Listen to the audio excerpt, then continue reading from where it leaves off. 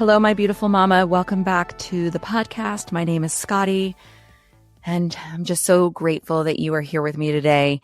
If you've been listening to the podcast this month, you know that my heart has been feeling heavy lately, and maybe yours has too, and we've been talking a lot about grief.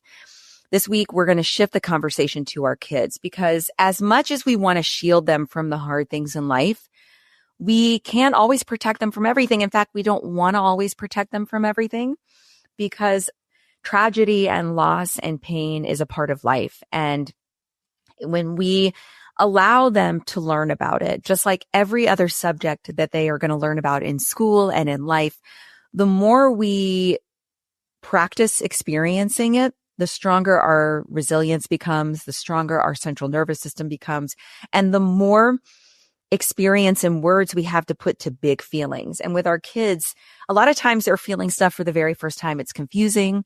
They feel out of control. And when they feel out of control, they can really feel anxious. And that's when they can start to act out. They can either start to behave in a way they've never behaved before, really shut down. And so while it is really uncomfortable and painful to hold things like grief and loss and tragedy, the more we walk that path with our kids, the stronger we both become. And we can't always protect them from hearing about things, social media and the way that information is now passed at our fingertips. They are receiving information, and we want to make sure that we support them. So if they have questions, they know they can come to us and ask us things. So then they really get the information from the best source, which is you. We want to be that person that can guide them through things, not gloss over it. And whether it's something happening far away that is tragic or feels like a massive loss, or something closer to home, like losing a pet, a grandparent, or a friend, our kids, just like us, are going to face loss in their lifetime. And we can be their guidance system through that. So today I want to give you some loving, practical ways to help your kids process loss in a way that feels safe and supportive and honest without overwhelming them, but respecting them and their feelings, their big, big feelings. Because kids process grief differently than adults. In fact, you and your friend are going to process grief differently, but our kids don't have the emotional vocabulary yet or brain development like we do. Their nervous systems are still wiring for safety. So when they feel something really big, they need help naming it and moving through it. And they often process things in short bursts. 1 minute they're crying, the next they're playing, a video game, or they're out on their bike trying to find their friends. This is normal. They take emotional cues from us. If we avoid the topic, if we don't learn how to process grief, they're going to learn that grief and loss is scary. And it is scary, but it is something that we want to help each other through it. If we lean in with honesty and love, then they will learn that they can handle hard feelings and come out on the other side and know that we are there to support them, that they can come to us with any question. The core truth is grief doesn't break them. Being alone in grief is what really breaks someone down. When we give our kids a safe place to feel what they are really feeling and help them identify that and build emotional resilience with it, these are incredible tools that they will use in their life throughout in any, level of trauma. They talk about big T and little t. Trauma is trauma, and it lives in our body, and it can really leave an imprint, and it can affect our beliefs, our actions, and our results. We want to give them tools to learn how to process trauma. So how do we talk to our kids about loss? The first thing is be honest, not overly detailed, but don't lie to them about it. Kids can sense when something is wrong. We don't want to lie or hide to protect them, but also don't flood them with more information than they need. You want to go into it age appropriate. There was an event that took place and some families lost family members that they love, or yes, granddaddy did pass away, and we want to make sure that they know that we also see what they are seeing. We also feel what they are feeling. And we tell them it's really sad. Let them know that we are also feeling what they feel. If it's someone, it's like grandpa died. That means his body stopped working and he won't be coming back. We're going to miss him a lot. Simple, honest, and clear. The second thing is use words that are in their vocabulary that they understand. Avoid vague phrases like they went to sleep forever. This can make kids really afraid of bedtime or think that that might happen to them. You don't want to say things like they went away. They'll wonder why they didn't come back. In fact, depending on their age, they might think they might not come back because of them personally. Use clear words like loss and death and they died. It feels harsh to us, but it helps them understand reality. And then if they're on the playground and somebody says something, they actually already have things defined. They will feel safer and know how to respond to things that they hear when you're not around. The third thing is let them ask questions and answer them honestly, calmly, and in a way they can understand. It's okay to say things like, I don't know. That's a really good question. I'm thinking about it too. You know, you could say, some people believe this, other people believe this. What do you believe? What feels true to you? You're teaching them it's okay to wonder and not to have all the answers. And I think that's really important for them to know that you are also going through this in real time, just like they are, and that you don't also have the answers. Because even if we've lost someone in the past, whenever we lose someone new. It's a different experience in our bodies and our hearts. And we're going through it a long time alongside our kids. I think that's important for them to see that you are having a human experience just like them. Number 4, show them how to feel their feelings. Kids learn from what we model. And you can say things like, I feel sad too. And it's okay to cry. It's okay because crying helps the sad come out and your feelings are welcome here. Your feelings are safe here. Help them move those feelings. Go outside, move your body. Let them see how you process when you're feeling sad.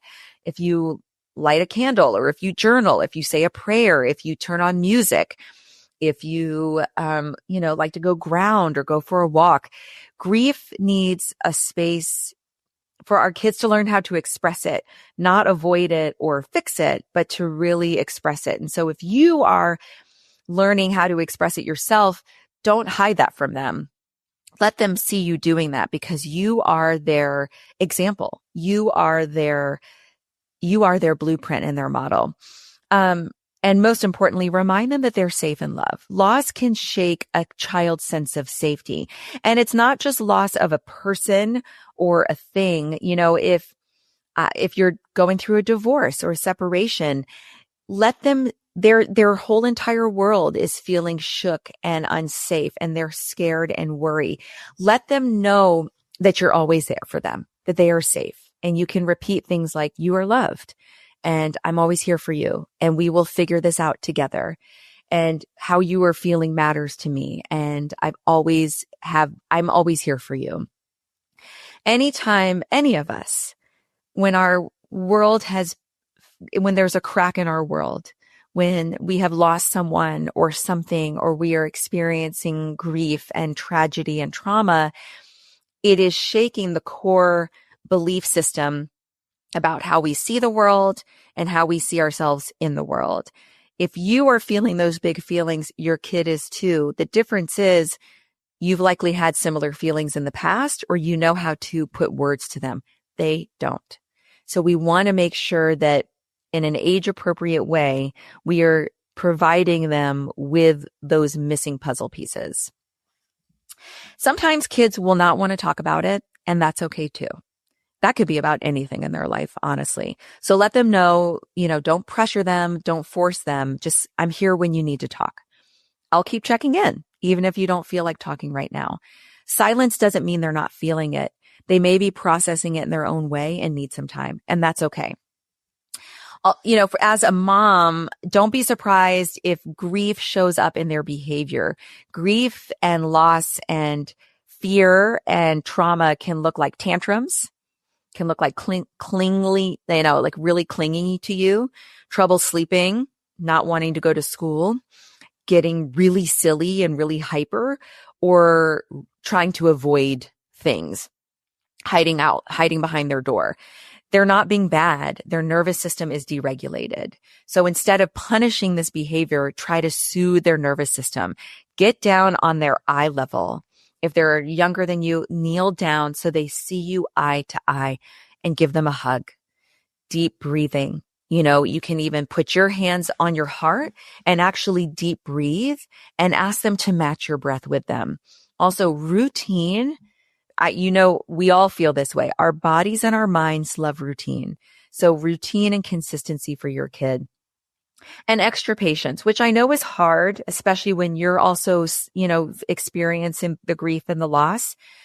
So if you need to give yourself some timeouts to really breathe through and heal your nervous system, do that so you can give extra patience to your kids, because what they need the most is you. Not perfect words, not all the answers, not the right books or activities, just you, present and loving and steady and safe. Mama, this is tender work and it won't be perfect.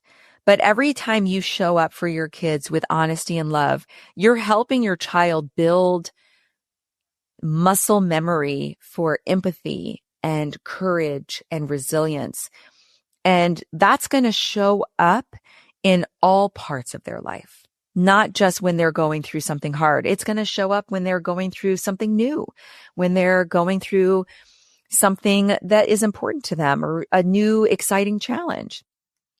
And maybe, just maybe, to put a little bit more pressure on you, when you are learning how to help your child heal, you're also healing your own inner child too.